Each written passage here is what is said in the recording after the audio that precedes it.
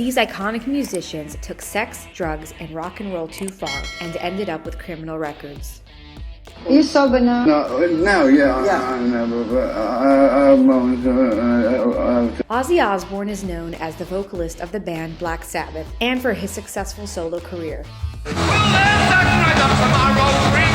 In 1982, he married his manager, Sharon Arden. 6 years later, after a night of heavy drinking and drug use, Osbourne attacked Sharon in their home. Suddenly, he just said, "We've made a decision," and I'm like, "We've?" "Yes, and you've got to die," and I'm like, "Okay." Ozzy then pushed her to the ground and attempted to strangle her. She managed to press the panic button in their home, alerting security and ultimately saving her life. Ozzy was arrested and charged with attempted murder. I don't remember any of it. I had no idea. I didn't know what they were talking about. He was then sent to rehab and forced into sobriety for 6 months. Sobriety sucks. Despite the severity of the incident, Sharon chose to stay with him. The couple worked through the aftermath with the help of therapy, and the relationship endured. Now I beat the out of him. In the early 2000s, they starred along with their children, Jack and Kelly, in the MTV reality show The Osbournes, which provided a candid look at their family dynamics. Please don't get drunk or get stoned tonight. Please. I don't do that. And if you have sex, wear a condom. Sid Vicious was the bassist for the band The Sex Pistols and one of the biggest symbols of punk rock in the late 70s. Nancy Spungen, his girlfriend, was an American groupie who toured with him around the world. My nose is broken, I'm keeping them on. The relationship was marked by heavy drug use. On October 12, 1978, Nancy was found dead in the bathroom of the Chelsea Hotel in New York City. Vicious was found wandering the hallways, appearing to be under the influence of drugs. And what do you think made it happen? It was meant to happen. Nancy always said she'd die before she was 21.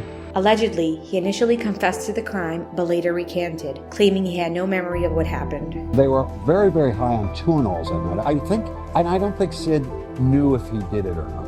Sid Vicious was released on bail shortly after his arrest. His friends would later report that Nancy's death sent him down a spiral of even worse substance abuse. He was pretty fragile, kind of erratic. Before he could stand trial for the murder, he died of a heroin overdose. Sid is no longer vicious, he's dead. His death effectively ended any further investigation into Nancy's murder, leaving many questions unanswered. Where would you like to be? Under the ground. Are you serious? Right. Tommy Lee's the drummer for the band Mötley Crüe, who were so notorious for their wild party lifestyle that they were banned from the Rock and Roll Hall of Fame for life. If you're a pervert, say yeah! He married Pamela Anderson in 1995 after knowing each other for only 4 days. So he came over to you? Yes. And did what? Licked the side of my face. Before you said anything, you just licked her face? I just started licking her face. On February 24th, 1998, he was arrested for spousal abuse following a physical altercation with Anderson. According to reports, Lee assaulted Anderson while she was holding her then-infant son, Dylan. The confrontation left Anderson with physical injuries, and she filed for divorce shortly after. Lee was charged with felony spousal abuse, child abuse, and unlawful possession of a firearm. Well, he's depressed, he's worried about the kids, he's worried about the family. He was sentenced to 6 months in jail, where he participated in anger management and counseling sessions. These are situations that, yes, I could have handled them in a different way, and now I will. Despite the controversy, Lee has continued his music career, both with Mötley Crüe and as a solo artist, maintaining his status as a rock legend.